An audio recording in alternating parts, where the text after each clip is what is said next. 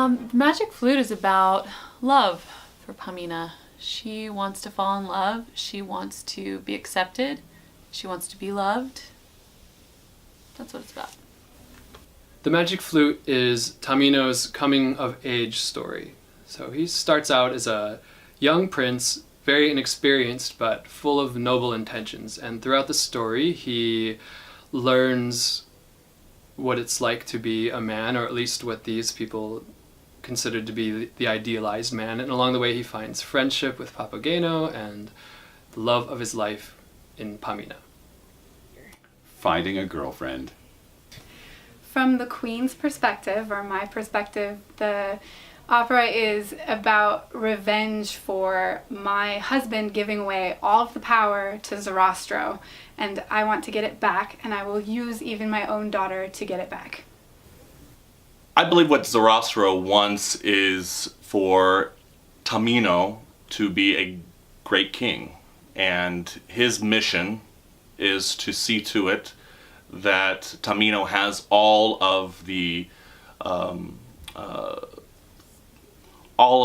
preparation he needs to enter the trials, and he wants, I believe, to have actually not just Tamino to be a great king, but Pamina, who, if he passes the trials, to be his wife, and she will be his queen, and they will together usher in a new age of order and light and beauty and all that good stuff.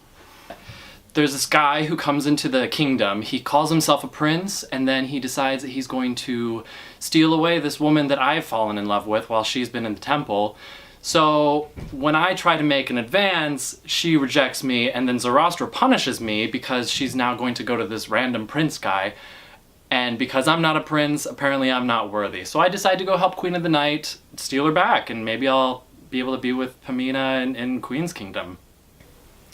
From the First Lady's perspective, the Magic Flute is really about the three ladies finding Tamino and recognizing the goodness in him, and also recognizing that he's really the Queen of the Night's last chance at getting back the Sun Disk, which is imbues its owner with the ability to rule.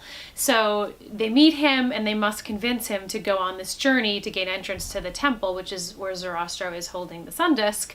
And they have to convince him to do that, and they do so by enticing him with the promise of rescuing the beautiful daughter of the Queen, Pamina. And then beyond that, they have to make sure that he has who and what he needs for his journey along the way, so that he's successful, he can get the Sun Disk and bring it back, and the Queen of the Night can come to power.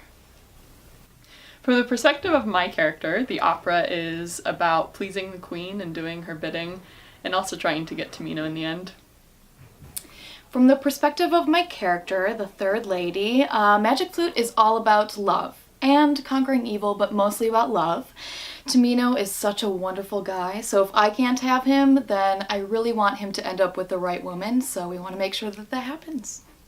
From the perspective of Papagena, the Magic Flute is about finding that one person that you're supposed to be with and sharing your life with them.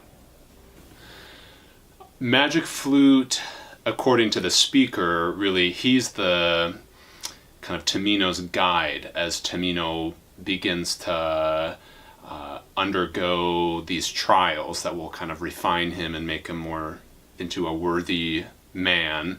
And so the speaker is kind of leading him along the way and pointing him in the right direction and giving him encouragement or not encouragement in the case of Papageno.